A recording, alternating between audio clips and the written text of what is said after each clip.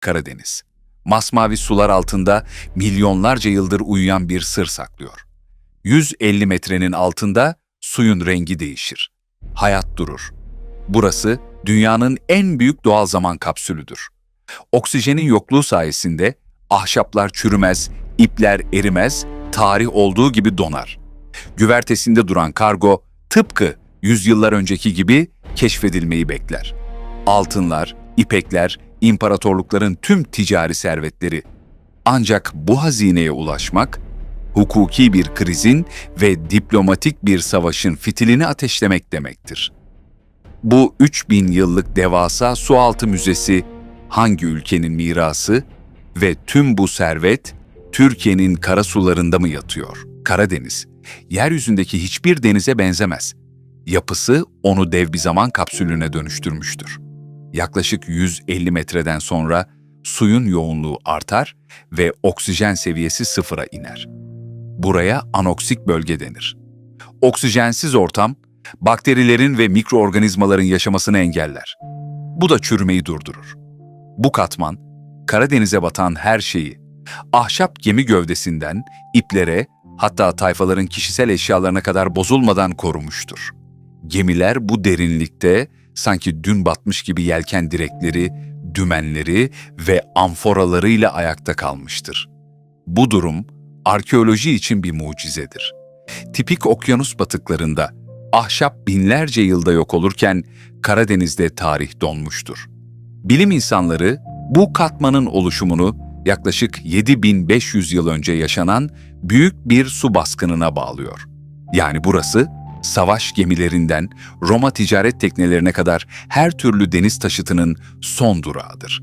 Karadeniz'in altı sadece Osmanlı ve Bizans'ın değil, tüm Akdeniz ve Yakın Doğu tarihinin en büyük batık koleksiyonudur. Ve bu dev koleksiyon yüzlerce hatta binlerce batık barındırıyor.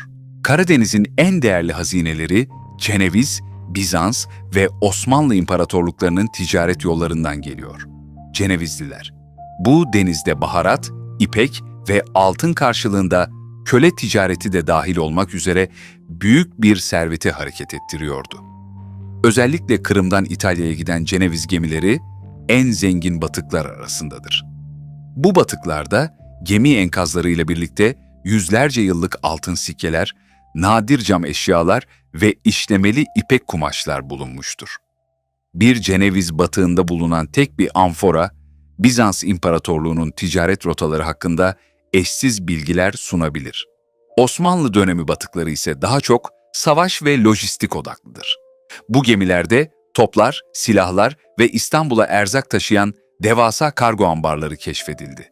En dikkat çekici keşiflerden biri, Varna açıklarında bulunan 13, yüzyıla ait mükemmel durumdaki bir ticaret gemisidir. Gemi, ticari faaliyetlerin ne kadar erken ve gelişmiş olduğunu gösteriyor. Ahşap gövdesindeki oyma detaylar dahi sapasağlam. Bu gemi, denizcilik tarihi için bir dönüm noktasıdır ve Karadeniz'in sunduğu eşsiz korumayı kanıtlar.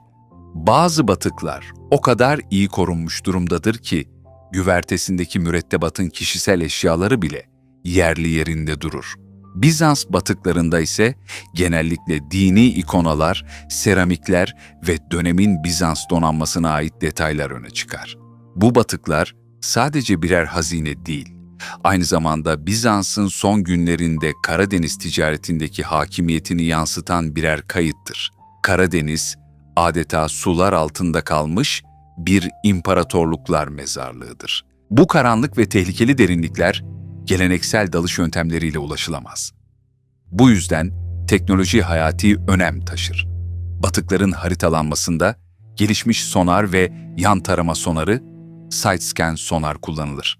Bu cihazlar, kilometrelerce genişlikteki deniz tabanının resmini çıkararak en ufak bir anormalliği bile tespit eder.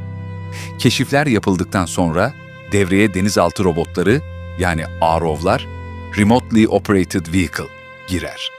ROV'lar, kameraları ve manipülatör kolları sayesinde batığa fiziksel temas kurmadan inceleme yapabilir, örnek toplayabilir.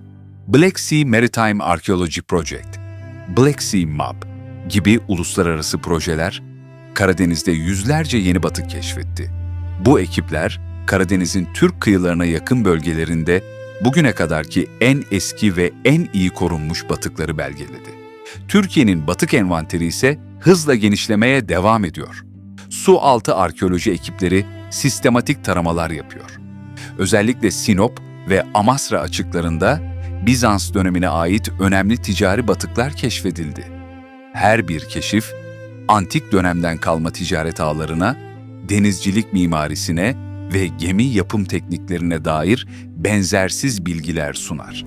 Ancak bu keşiflerin artmasıyla birlikte hukuki ve diplomatik sorunlar da kaçınılmaz hale geliyor.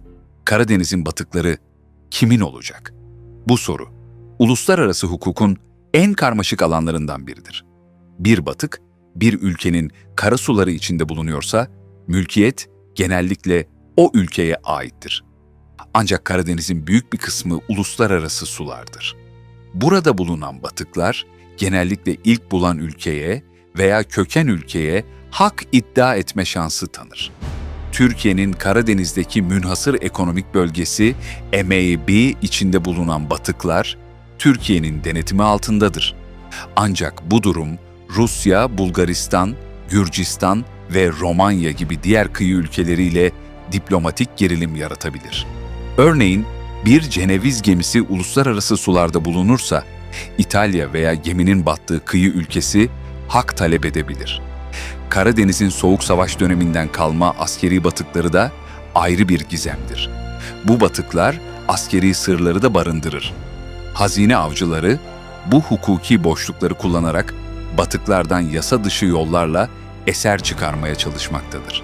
Bu nedenle Karadeniz'deki arkeolojik alanların korunması ve haritalanması sadece bilimsel değil, aynı zamanda ulusal güvenlik açısından da kritik öneme sahiptir.